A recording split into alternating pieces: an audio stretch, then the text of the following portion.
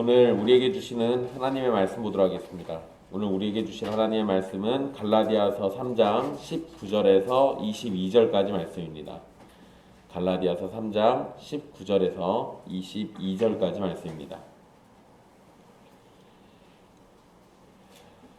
귀하신 하나님의 말씀 받들어서 읽도록 하겠습니다. 그런즉 율법은 무엇이냐? 범법함으로 더하여진 것이라. 천사들을 통하여 한 중보자의 손으로 베푸신 것인데 약속하신 자손이 오시기까지 있을 것이라. 그 중보자는 한 편만 위한 자가 아니나 하나님은 한 분이시니라. 그러면 율법이 하나님의 약속들과 반대되는 것이냐?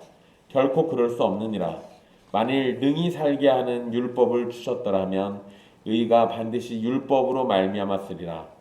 그러나 성경이 모든 것을 죄 아래에 가두었으니 이는 예수 그리스도를 믿음으로 말미암는 약속을 믿는 자들에게 주려 하심이라. 아멘. 이 말씀은 살아계신 하나님의 말씀입니다.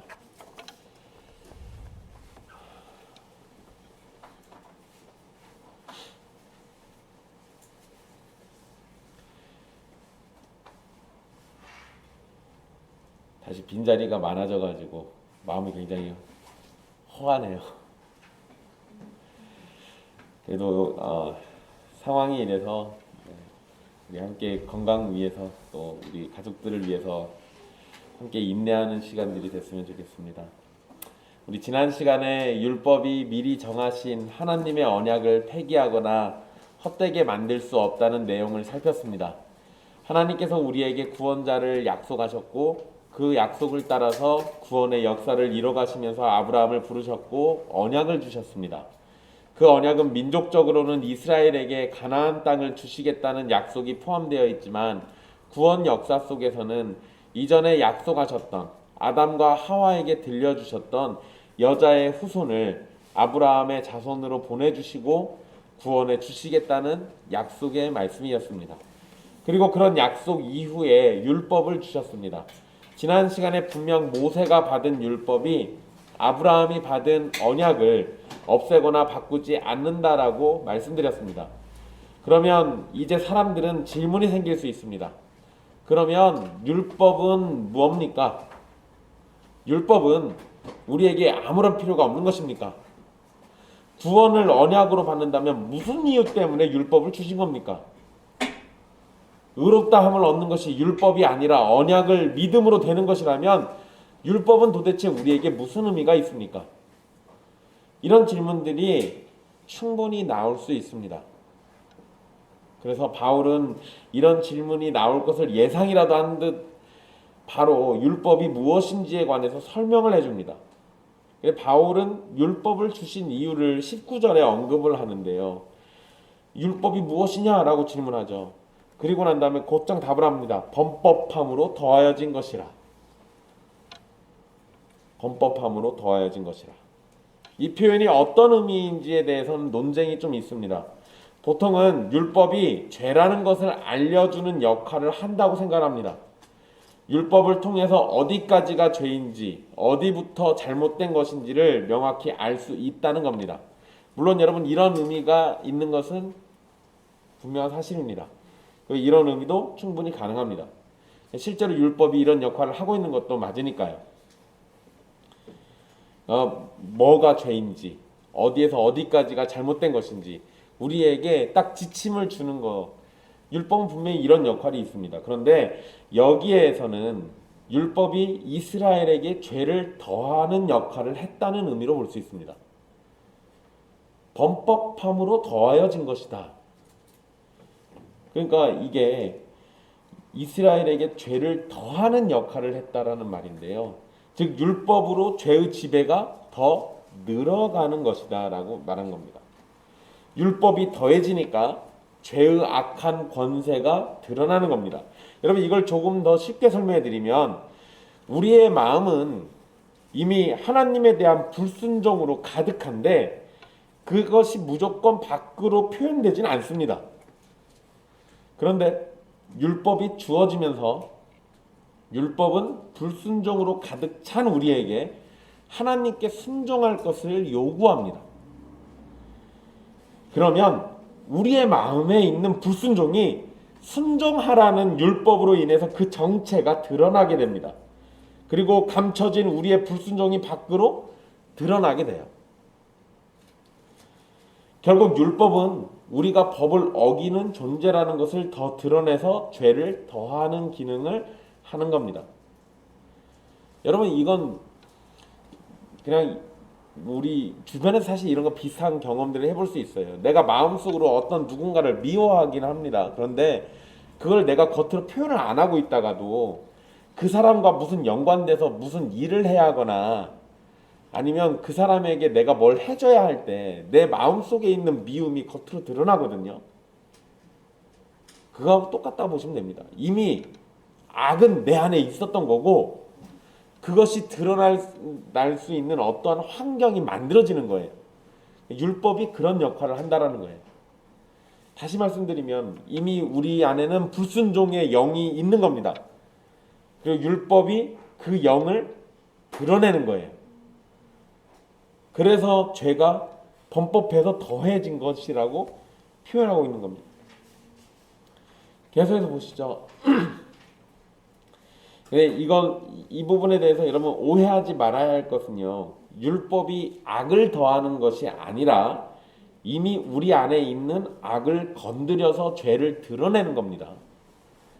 요거를 오해하면 율법이 악을 더하는 걸로 이해를 해버리는 사람들이 있어요. 근데 그게 아니에요. 율법은 악을 더하는 게 아니고 우리 안에 있는 악을 건드려서 그것이 죄로 나타나게 만드는 겁니다. 만약에 율법이 악을 더하는 개념이라면 하나님께서 우리를 죄악으로 밀어 넣은 꼴이 됩니다. 그러면 바울의 설명은 율법이 악을 더하는 것이 아니라 만약에 그렇게 해서 하나님이 우리를 악으로 집어넣는 거라면 그러면은 하나님이 악의 조성자가 되거든요. 그런데 바울의 설명은요, 율법이 악을 더하는 것이 아니라 타락한 우리가 이미 가지고 있던 악의 실체가 드러나도록 만드는 역할을 한다는 거예요. 그게 율법입니다. 그게 율법이에요. 여기에서 여러분 중요한 개념이 등장을 하는데요. 여러분 19절에 율법은 무엇이냐? 범법함으로 더하여진 것이다 라고 돼 있죠. 율법은 처음부터 있었던 것이 아니라는 겁니다. 더해졌다는 것이죠. 그 얘기는 그 이전에 무엇인가가 있었고 그것에 율법이 더해진 겁니다.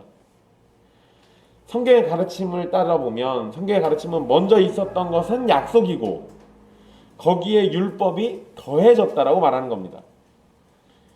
이 부분을 잘 생각해 보세요. 먼저 있었던 건 약속입니다. 물론 여러분 이것을 궁극적으로 거슬러 올라가면 행위언약이라는 게 우리에게 먼저 있었죠. 그냥 그 행위언약을 율법이라고도 이해할 수도 있어요. 뭐 완전히 똑같은 건 아닙니다. 그런데 그냥 우리가 쉽게 생각해 보면 하나님이 하지 말라는 어떤 법을 정해놓으신 거잖아요. 그런데 그 법과 함께 니는 순종해야 돼 라는 것만 있었습니까? 그게 아니에요. 그것과 함께 영생의 약속도 같이 있었습니다. 그러니까 약속이 같이 있는 거예요. 그런데 얘가 깨졌죠. 행위언약 율법에 대한 게 깨졌습니다. 그러고 난 다음에 곧장 아담과 하와에게 들려주시는 여자의 후손이라는 약속이 또 주어져요. 그리고 그 이후로는 그 여자의 후손과 관련된 약속을 이루시기 위해서 하나님이 하시는 일들이 드러납니다. 그리고 그 과정 가운데 모세의 율법이 중간에 더해져요. 그러니까 먼저 있었던 건 약속이고 그리고 나중에 거기에 더해진 거는 율법인 게 분명한 겁니다. 하나님께서 율법을 주시면서 인간이 율법을 지켜서 죄를 억누르고 다스릴 수 없다는 것을 깨닫게 하셨고 그래서 유일한 해답이 언약을 따라 구원자로 오시는 분에게만 있다는 점을 온전히 알게 해줍니다. 이러한 해석은 로마서 5장 20절과도 연결됩니다. 제가 읽어드릴게요. 율법이 들어온 것은 범죄를 더하게 하려 함이라. 그러나 죄가 더한 곳에 은혜가 더욱 넘쳤나니. 여러분 이 말씀 여러분들 한 번씩은 들어보셨을 거예요. 그리고 해석이 잘 안 되는 말씀입니다. 아니, 뭐라고? 율법이 들어온 게 범죄를 더하게 한다고? 그러면 안 되잖아요. 아니 율법이 들어왔는데 죄가 더해진대요. 그런데 그 뒷말이 이상해요. 죄가 더한 곳에 은혜가 더욱 넘쳤다. 이 말씀은요, 결국 율법을 통해 가지고 죄가 더 늘어났다라는 것을 분명히 해주는 겁니다. 그런데 죄를 더하면서 인간은 스스로 흉악한 죄인이라는 걸 드러내게 돼요. 그러는 가운데 택함을 받은 백성들은 죄가 더해질 때 구원자이신 예수 그리스도를 찾습니다. 그래서 죄가 더한 곳에 은혜가 더욱 넘쳤다라고 말하는 거예요. 여러분, 죄가 넘쳐서 내가 죄인인 걸 알지 못하면요, 은혜 실체이신 예수 그리스도를 못 찾아요. 모릅니다. 그래서 여러분, 이 땅에서 정말 착하게 산 사람을 전도하는 것보다 그래도 좀 나쁜 짓 하고 산 사람들 전도하는 게 훨씬 더 쉬워요. 당신 죄인입니다라는 말을 했을 때 훨씬 더 잘 받아들이거든요. 정말 착하게 산 사람한테 죄인이라고 그러면 기분 나쁘죠. 아니 내가 그래도 나름대로 이렇게 착하게 잘 살았는데 난 다른 사람들한테 해코지한 것도 없고 다른 사람한테 미움을 산 것도 없고 근데 왜 내가 죄인이야? 이렇게 생각할 수 있잖아요. 가만 생각해보면 오히려 율법을 통해 가지고 죄가 더해지고 죄가 더해져서 내가 흉악한 죄인이라는 걸 깨닫게 됐을 때 오히려 정말로 은혜가 더 큰 게 돼요. 더 크게 확실히 알 수 있는 겁니다. 어쨌든 그래서 바울이 19절에 이런 가운데 약속하신 자손이 오시기까지 있을 것이다 라고 이렇게 말한 거예요. 결국 구원자이신 예수 그리스도를 찾는 일 때문에 이렇게 표현하는 겁니다. 약속된 자손, 약속된 구원자, 약속된 여자의 후손이 오시기까지 율법은 계속해서 인간이 범죄하는 존재이고 죄에 죄를 더하고 있음을 알게 합니다.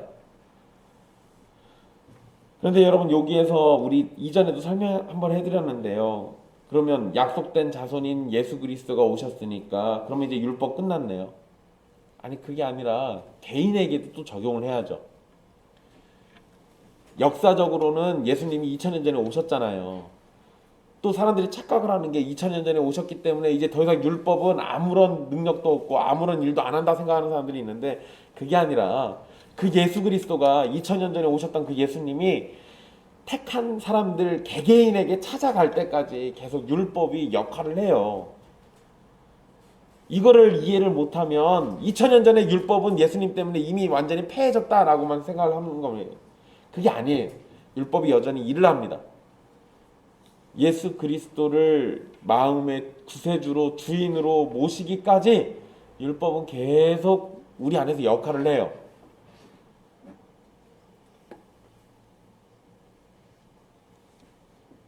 결국 율법은 죄를 더하는 것이지 율법으로 죄의 문제를 해결할 수 없다는 것을 깨닫게 해주는 겁니다. 그러니까 여러분 지난번에 제가 그 얘기 한번 해드렸잖아요. 하나님이 율법을 주시고도 제사 지내라고 명령하셨다는 거 말씀드렸잖아요. 율법으로 완전해질 수 있으면 제사를 뭐하러 지냅니까? 율법으로 완전해지지가 않으니까 제사가 필요하다라는 것을 알려주신 거예요. 그리고 예수님은 그 제사를 자신의 몸으로 완벽하게 온전한 제사를 한 번에 드려가지고 끝내신 거고, 그러니까 구약성경의 가르침에 충실하다면 율법으로는 내가 완전해질 수 없어서 제사가 필요한데 그 완전한 제사를 예수님이 하셨다라는 것 때문에 예수님 믿고 구원받을 수 있다라고 말할 수 있는 거예요. 그러니까 구약을 제대로 봤다면 율법이 우리를 의롭게 한다라고 생각을 안 할 겁니다. 율법은 하나님이 주신 약속 안에서 주어진 겁니다. 그렇기 때문에 언약 백성에게는 영원한 것도 아니에요. 율법의 지배는 예수 그리스도께서 오신 후에 끝났다라는 것을 알려주는 겁니다. 그러니까 약속된 자손이 오시기까지라는 표현을 그래서 쓰고 있는 거예요. 원래 하나님의 목적이 그거였고 율법이 더해진 거는 약속된 자손에 대해서 온전히 알게 하시려고 더해진 거니까, 온전히 알게 하시는 그분이 오셨다면 이건 더 이상 의미가 없는 게 되는 거예요. 놀랍게도 언약 백성이라는 유대인들은 율법이 영원할 것이라고 말하지만 바울은 그것이 천사들을 통해서 한 중보자의 손으로 베풀어진 것이고 약속하신 자손이 오시기까지만 있을 것이라고 말합니다. 즉 율법은 시작과 끝이 있습니다. 그러니까 율법은 끝이 나고 언약이 가리킨 예수 그리스도가 더욱 드러나게 돼야 하는 겁니다. 그런데 예수님이 이미 오셨는데 또 예수님을 이미 내가 믿었는데 여전히 율법이 빚을 내면 이 정상이 아니에요. 이상한 거죠. 예수 그리스도가 나에게 이미 왔으면 이제부터는 예수 그리스도만 빛나야 맞잖아요. 그런데 지금 갈라디아 사람들 보세요. 예수를 믿는 믿음에다가 율법의 행위를 더하고 있잖아요. 그럼 실제로 뭐가 빛나고 있는 거예요, 이 사람들에게? 율법의 행위가 더 빛나고 있는 거예요. 온전치 않은 겁니다. 흥미로운 건 바울이 율법이 오게 된 경로를 말하는 건데요. 천사들을 통해서 한 중보자의 손으로 베풀어졌다라고 말했잖아요. 그런데 여러분 출애굽기의 기록을 보면 시내산에서 하나님이 모세에게 직접 말씀하신 것으로 되어 있습니다. 그러면 출애굽기의 기록만 놓고 보면 하나님이 한 중보자인 모세에게 직접 주신 거예요. 그러죠? 우리 보통 출애굽기만 놓고 보면 다 그렇게 생각합니다. 그런데 사도행전 7장 38절하고 히브리서 2장 2절 말씀을 보면 시내산에서 말하던 천사가 등장하고요. 또 천사들을 통하여 하신 말씀이라는 표현이 언급됩니다. 그러니까 이러한 표현을 보면 율법이 천사를 통해서 주어졌다라는 걸 알 수 있어요. 그러니까 출애굽기의 말씀에서는 하나님이 주신 거지만 그게 실제로는 하나님이 천사에게 주신 거고 그리고 중보자인 모세에게 갔다라는 거예요. 게다가 이건 제가 지금 사도행전하고 히브리서는 신약성경이잖아요. 그러니까 또 사람들이 에이 신약성경은 또 그렇게 말할 수도 있는데 이러면 그 뭐 신약성경이 틀렸나 보죠. 이럴 수 있는데요. 여러분 시편 68편 17절 말씀을 보면 거기 보면 시내산에 하나님과 모세만 있었던 게 아니라 천사들도 함께 있었다라는 언급이 나옵니다. 그러니까 그 장소에는 하나님과 모세뿐만 아니라 천사들도 같이 있었다라는 거. 그리고 우리가 상식적으로 생각해 보면요. 하나님이 모세에게 직접 줬다라고 해버리면 모세가 그거 받을 때 하나님 본 거예요? 안 본 거예요? 본 게 돼요. 그런데 그 출애굽기에서는 하나님의 얼굴을 볼 수 없다라고 언급을 하고 있거든요. 그 얘기는 모세도 하나님을 직접 본 게 아니라 천사들을 통해 가지고 받은 게 되는 거예요. 하나님이 음성으로 들려주셨고 그것을 천사를 통해 가지고 모세는 또 받고 이런 식의 개념으로 이해하시면 됩니다. 그리고 여러분 오늘 본문의 19절에 베푸심이란 표현이 수동태로 사용되어 있습니다.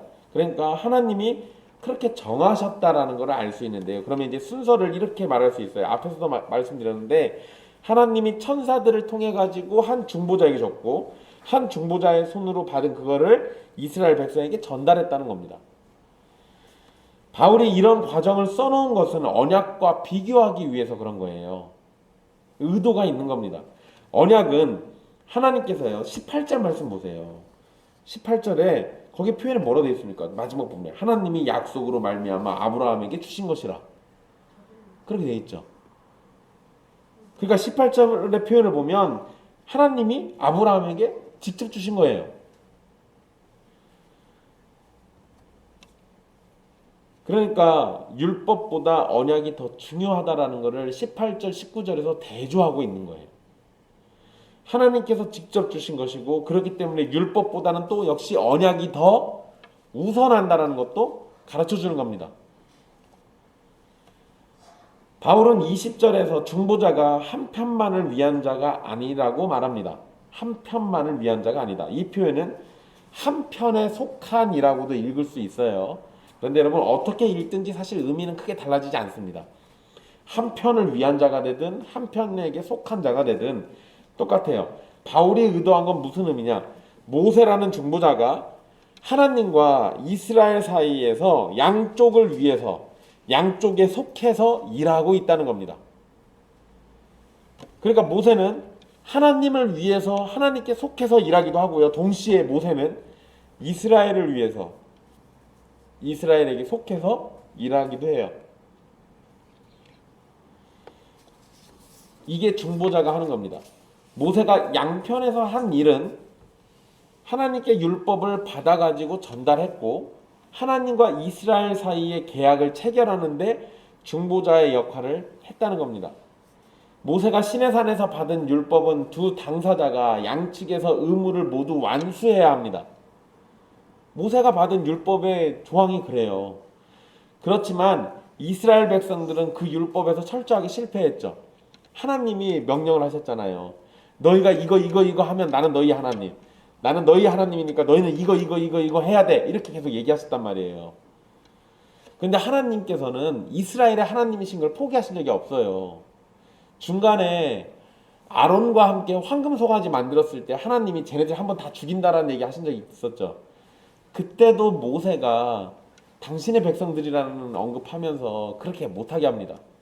그러니까 그 말 때문에 하나님이 안 하세요. 그 얘기는 하나님은 이스라엘의 하나님이신 걸 포기하시지 않았다라는 거예요. 그에 반해서 이스라엘 백성들은 어떻게 했습니까? 율법을 잘 지켰어요? 아니요, 그러지 않아요. 율법에 있어서 철저하게 실패했습니다. 불순종했죠. 그들의 율법을 지키지 않았고 오히려 율법을 멸시하면서 하나님께 불순종했습니다. 여러분, 이스라엘이 모세와 여호수아가 사라지자 제일 먼저 한 범죄가 뭔지 알아요? 하나님을 잊어버리고 우상을 섬긴 겁니다. 여러분, 죄 중에 가장 큰 죄는 우상 숭배예요. 그리고 그 우상 숭배는 잡다한 죄들을 다 가져옵니다. 그러니까 여러분, 우리나라 지금 우리 현대 기독교가 굉장히 끔찍히 미워하는 죄가 있죠. 동성애. 근데 동성애도 우상 숭배로부터 이해를 하셔야 맞아요. 가장 큰 죄는 우상 숭배예요. 왜냐하면 하나님을 하나님으로 여기지 않으니까. 그리고 그것 때문에 벌어지는 파생되는 여러 가지 죄 중에 동성애가 있는 거예요. 이렇게 놓고 보면 우리는 그 우상 숭배라는 것을 굉장히 극도로 경계해야 하는데, 여러분, 율법을 받았던 이스라엘 백성들이 우리 율법 잘 지키겠습니다. 여호와는 우리의 여호와이시고 우리는 여호와만 섬기겠습니다라고 다짐까지 했던 사람들이 여호수아 딱 죽고 난 다음에 곧장 했던 게 우상 숭배였어요.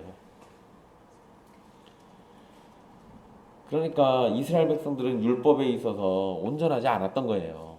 정상이 아니었던 겁니다.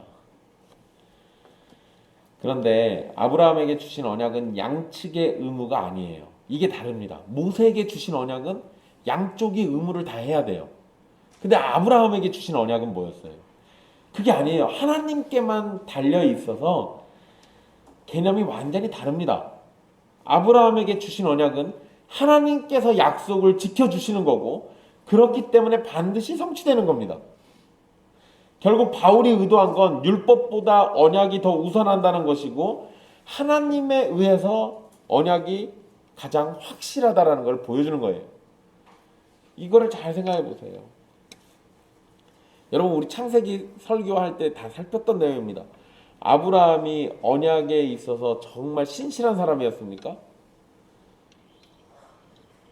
하나님이 아브라함에게 기본적으로 하셨던 언약 중에 가장 대표적인 건 너에게 자손이 있을 것이다예요.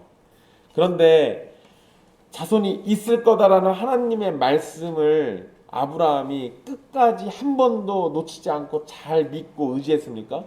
아니요, 그러지 않아요. 수시로 의심하고 수시로 믿지 않았습니다. 그게 나타났던 게 하갈을 통해 가지고 이스마엘을 낳았을 때 가장 극명하게 나타났던 거예요. 가장 확실히 나타났던 겁니다. 그러면 안 되는 거잖아요. 그래서 여러분, 나중에 그 이스마엘 얘기는 갈라디아서 4장에도 언급되어 있습니다. 그게 잘못됐다라는 것을 명확하게 얘기해 주고 싶은 거예요.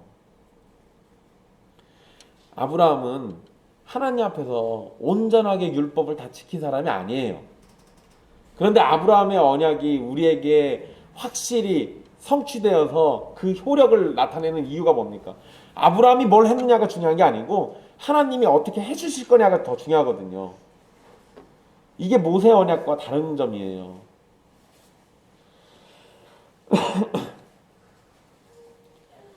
20절 중간 이후에 하나님은 한 분이시니라 라는 말이 나옵니다. 이 말씀은 여러분 신명기 6장 4절이 생각나게 합니다. 하나님이 한 분이시다라는 말은, 그런데 여기서 갑자기 왜 이 말을 했을까? 하나님이 한 분이시다. 여러분 의도가 있어요. 문맥상의 의도를 잘 보시면 됩니다. 사실 중보자는 양편을 위하죠. 그런데 하나님은 한 분이세요. 이게 뭐냐면 사람들이 착각할 수 있어요. 중보자가 양편을 위하는 거지만 하나님은 한 분이시니까 하나님의 뜻이 사실 하나예요. 중보자가 양편에서 사람 편에서 하나님 편에서 왔다 갔다 하면서 일을 한다 할지라도 하나님 한 분이시니까 이 한 분 하나님께서 원하시는 건 하나지 여러 개가 아니라고요. 거기다가 성경이 가르치고 있는 걸 잘 보시면 쉽습니다. 하나님이 한 분이시다라는 이 말은 하나님께서 주시는 구원의 길도 하나라는 점을 강조하기 위한 겁니다. 기본적으로 신명기 6장 4절에서 하나님이 한 분이시다라는 얘기는 하나님 외에 다른 신이 없다라는 걸 얘기하는 거죠. 그런데 하나님 외에 다른 신이 없다라는 얘기는 하나님만이 우리를 구원해 줄 수 있다라는 얘기이기도 합니다. 그리고 여러분 로마서 3장 30절에 보면 이에 대해서 중요한 말씀들이 나옵니다. 제가 읽어드릴게요. 할례자도 믿음으로 말미암아 또한 무할례자도 믿음으로 말미암아 의롭다 하실 하나님은 한 분이시니라. 로마서 3장 30절이 지금 오늘 이 갈라디아서 그 3장 20절에 나와 있는 이 말씀을 더 명확하게 알려줍니다. 하나님께서 은혜를 베푸시고 언약을 지키시고 구원을 주시는데 다른 길은 없습니다. 그 모든 것을 주신 분이 한 분이신 하나님이시기 때문에 그런 겁니다. 그러니까 아담에게 한 언약이 있고 아브라함에게 한 언약이 있고 그리고 모세를 통해서 주신 율법이라는 언약이 또 있다 하더라도요, 이게 각각 다 제각각 다 다른 게 아니라 결국에는 하나의 구원의 길을 얘기하고 있다라는 거예요. 그러니까 로마서에서는 할례자도 무할례자도 믿음으로만 의롭게 된다라고 얘기하는 이유가 하나님이 한 분이시니까 한 분이신 그분이 어떨 때는 이렇게 구원해주고 저떨 때는 저렇게 구원해주고 이게 아니라는 거예요. 구원의 길도 역시 동일하다 이 얘기하는 겁니다. 구원의 길도 역시 동일하다. 그러니까 여러분 여기에다가 그 어떠한 다른 것도 더하는 거는 다 가짜예요. 다 가짜입니다. 속으시면 안 돼요.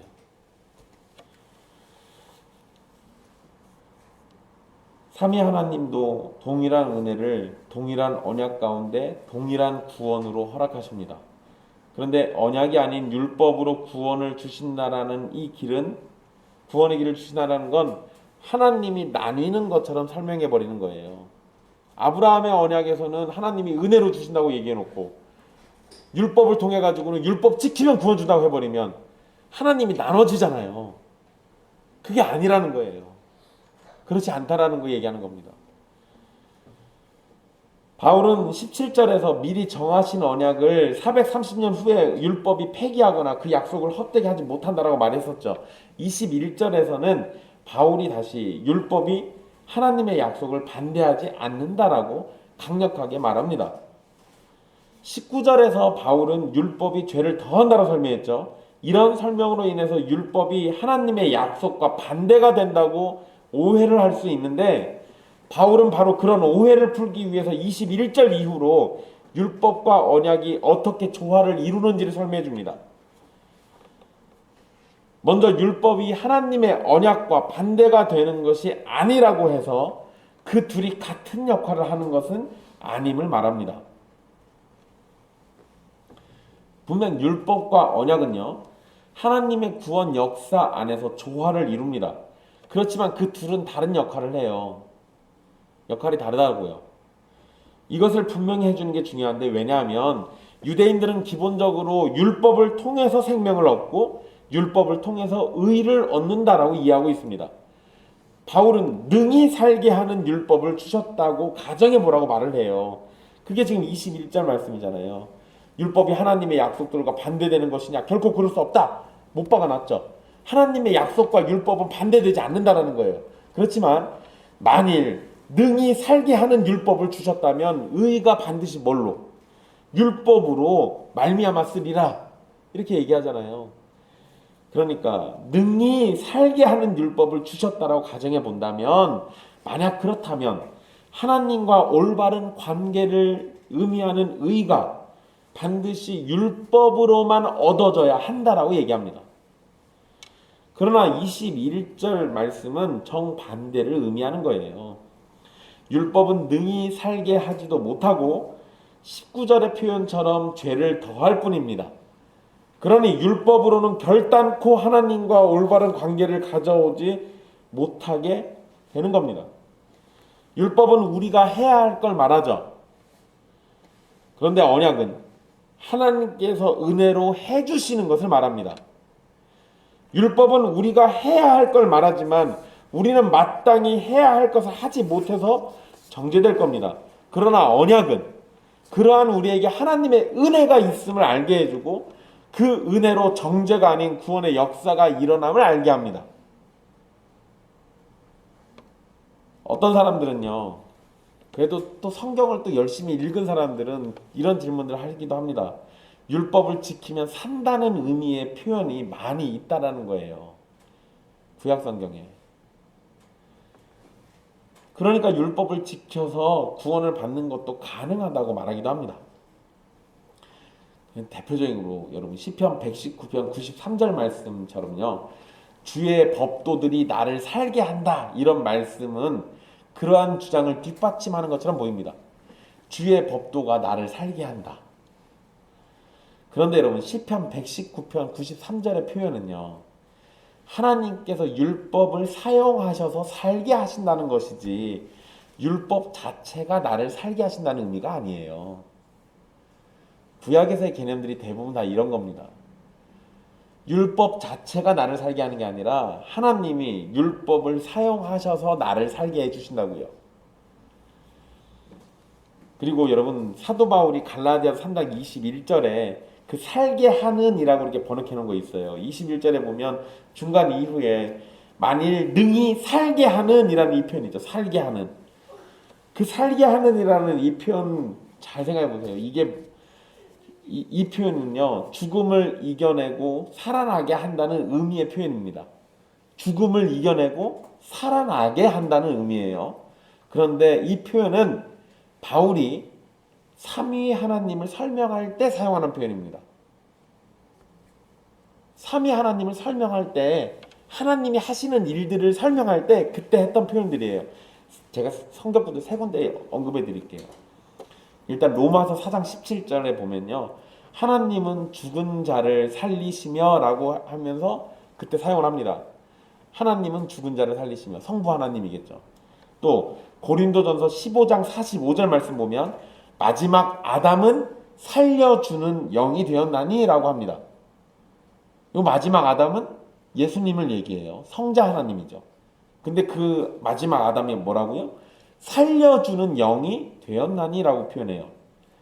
그리고 고린도후서 3장 6절 말씀 보면 율법 조문은 죽이는 것이요 영은 살리는 것이니라 라고 하면서 성령 하나님에 대해서 사용하고 있습니다. 그러니까 사도 바울이요 이 살게 하는이라고 번역되는 이 단어를 원래는 성부, 성자, 성령에게 썼다고요. 이분들에게만 쓰고 있다고요.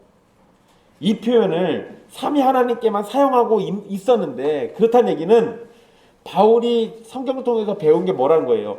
하나님이 우리를 능히 살게 하는 영원한 생명을 주시는 유일한 분이라는 것을 강조하는 겁니다.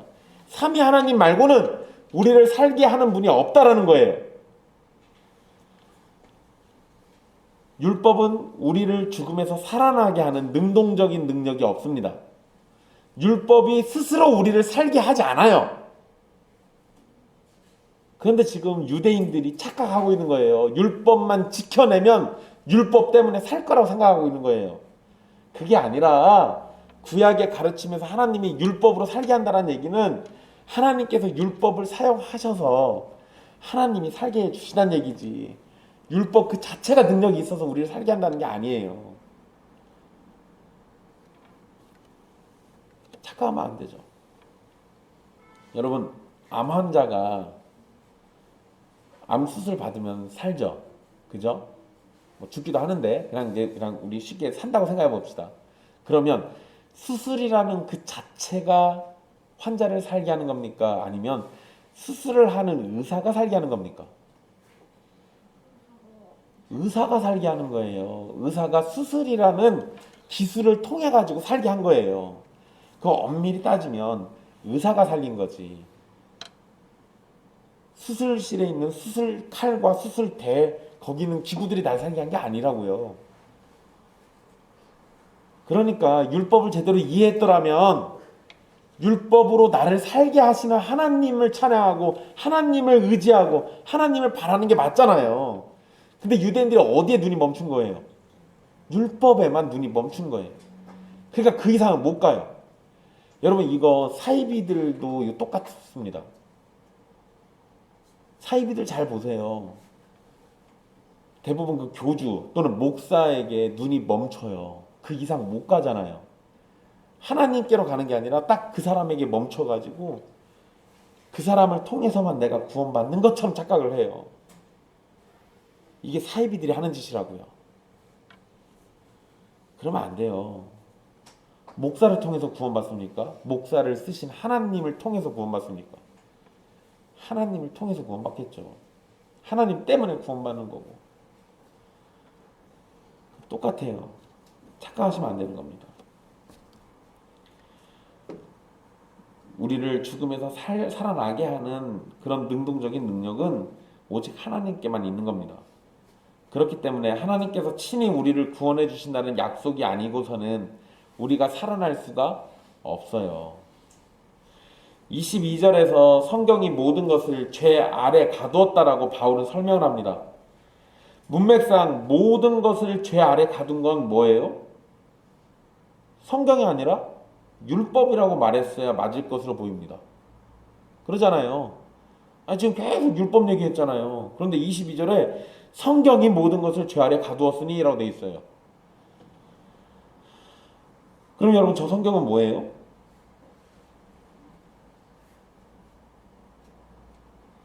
문맥상 계속 지금 율법이 우리를 죄 아래 가둔 걸로 얘기했잖아요. 근데 22절에는 성경이 모든 것을 죄 아래 가두었으니 라고 되어 있어요. 그러면 저기 있는 저 성경은 뭘 의미하는 거예요? 율법인가 보다. 그죠?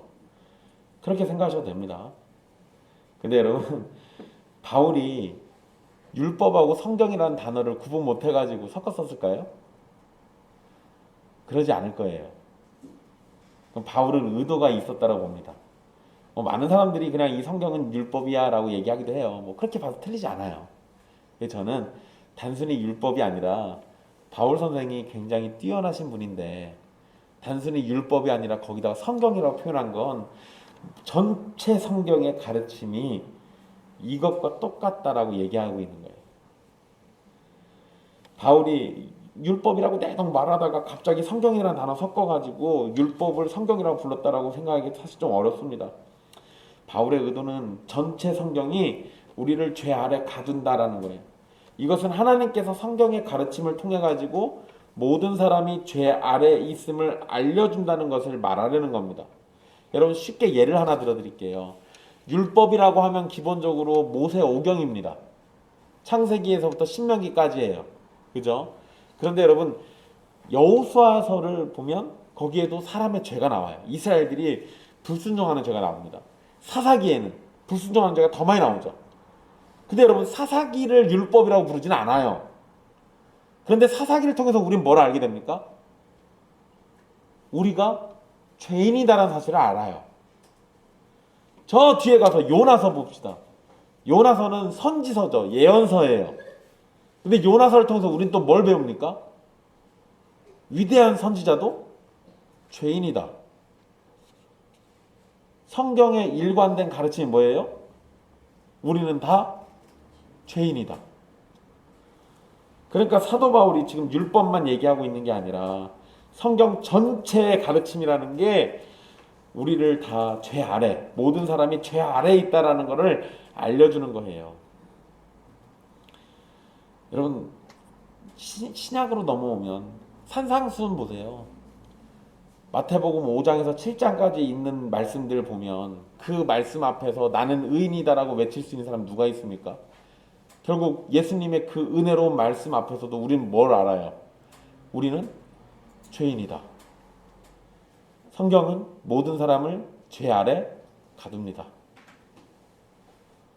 그게 진리예요. 그런데 이러한 해석은요, 21절에서 율법이 약속을 반대하지 않는다는 말씀과 연결됩니다. 즉 율법을 포함한 성경 전체의 가르침은 모든 인간이 죄 아래에 있다는 것을 깨닫도록 하고, 그것을 깨달은 사람들은 약속으로 인도함을 받아서 예수 그리스도를 믿고 의롭다함을 얻는다는 겁니다.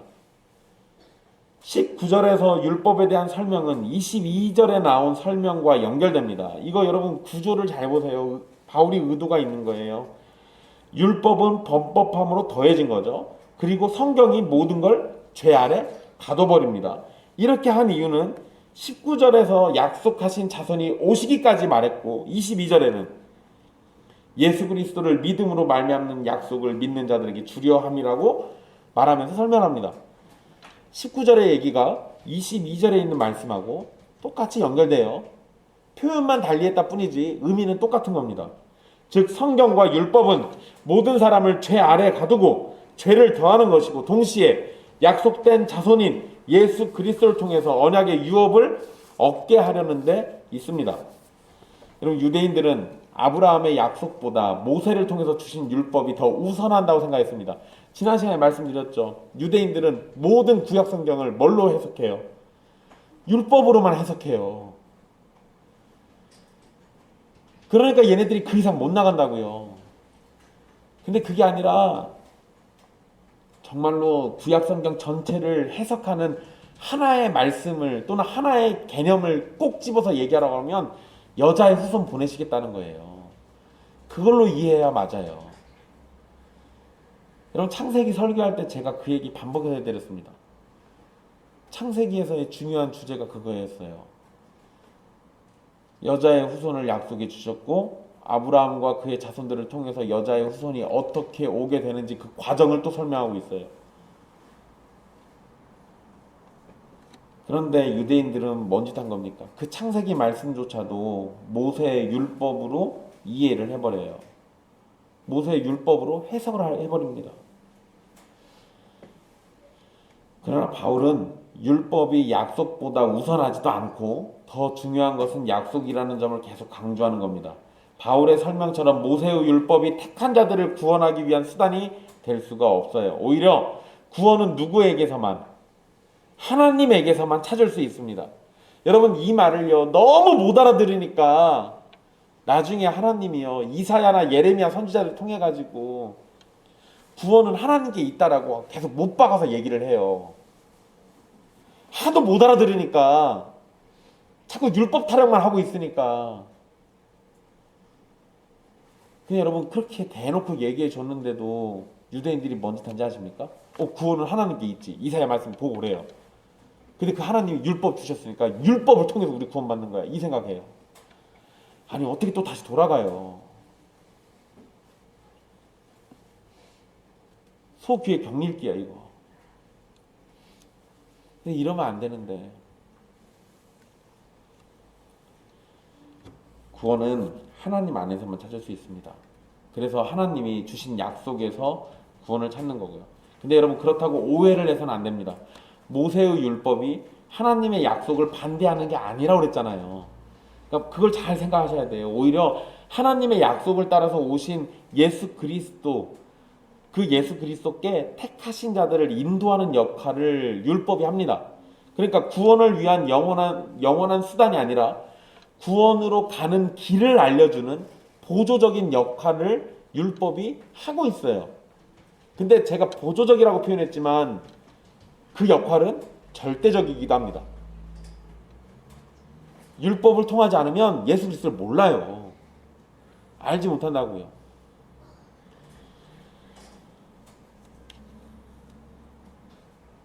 바울의 설명을 따라가다 보면 결국 율법과 언약은 서로 조화를 이루고 있음을 알 수 있습니다. 율법과 언약, 율법과 복음은 서로 대적하지 않습니다. 그렇지만 같은 역할을 하는 것도 아니에요. 물론 궁극적으로는 하나님의 영광을 구한다라는 건 같지만 구원에 있어서 다른 역할을 하는 겁니다. 율법은 우리 안에 구원의 소망을 찾지 못함을 보게 만듭니다. 율법은 우리 안에 죄가 더해지고 있다는 사실을 보게 하죠.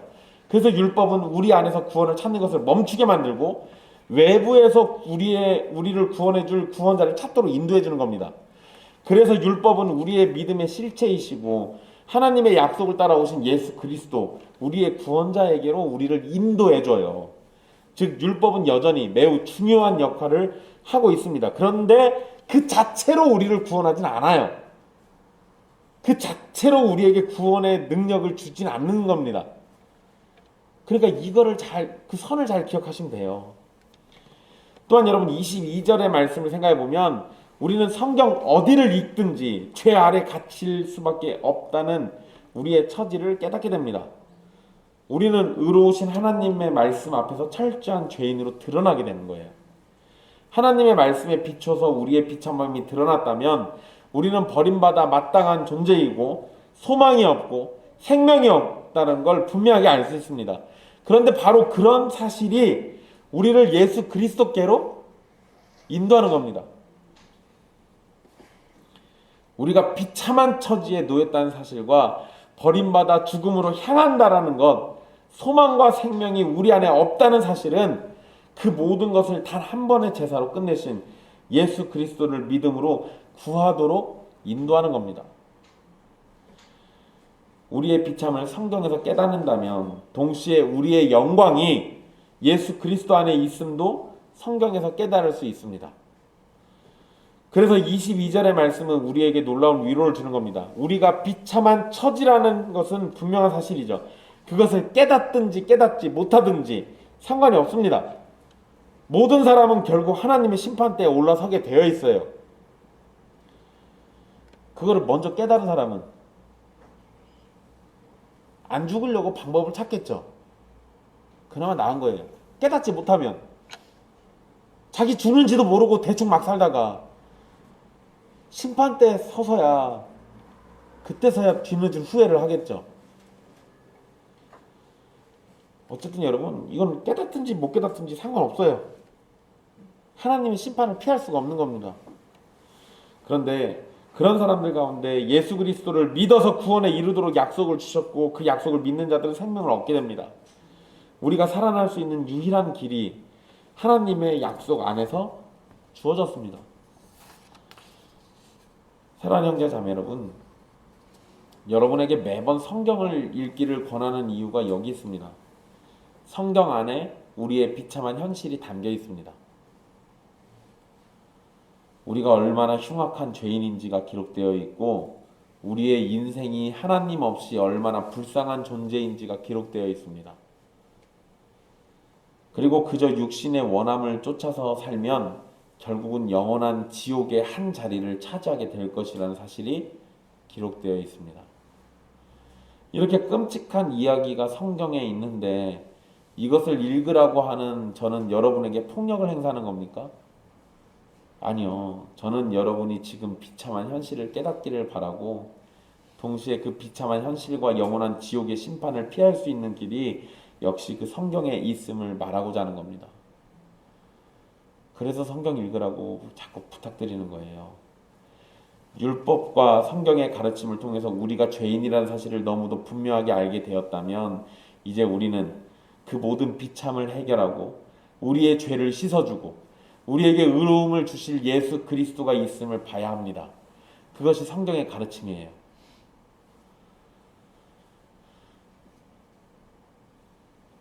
그러니까 여러분 우리 이렇게 생각하면 쉬워요. 구약의 성경 전체 말씀이 다 우리가 비참한 존재라는 걸 알게 해주잖아요. 근데 여러분 예수님이 십자가에 달려 죽었다라는 얘기가 성경에 주된 곳에서 몇 번 나와요. 다른 거 빼놓고, 바울 서신 빼놓고 복음서가 4개나 있잖아요. 4군데서 예수님의 죽음을 똑같이 얘기합니다. 같은 얘기인데 반복해서 얘기하고 있어요. 왜? 성경을 통해 가지고 내가 비참한 존재라는 것만 깨달을 게 아니라 우리의 구원이 예수 그리스도의 십자가에 있다라는 것을 누구나 다 보아서 알 수 있게 4번이나 반복해서 써놨다고요. 다른 데에 눈 돌려가지고 성경 안에서 헛된 거 찾지 말고 예수 그리스도의 십자가 찾으라고 거기다 너무나도 강력하게 써놓은 거예요. 그러니까 성경을 통해서 비참을 깨달았으면 이제 너무나도 확실하게 눈에 보이는 예수님의 십자가로 달려가야 하는 거 아닙니까?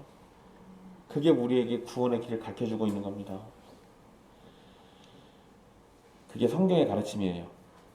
하나님의 언약은 바로 그러한 내용을 담고 있고 그 언약을 따라서 삼위 하나님이 친히 우리를 구원하신다는 은혜의 말씀을 보고 믿기를 바라는 겁니다. 주의 말씀을 들고 읽으십시오. 그래서 율법이 우리를 어떻게 정죄하고 우리 안에 담긴 악을 어떻게 드러내는지 똑똑하게 보십시오. 동시에 그 모든 문제를 해결하고 하나님과 끊어진 관계를 한순간에 해결해 주시는 예수 그리스도 보십시오. 그분이 달린 골고다의 십자가를 보십시오. 그분을 믿는 사람들은 그 믿음으로 약속된 선물을 받게 될 것입니다. 기도하겠습니다.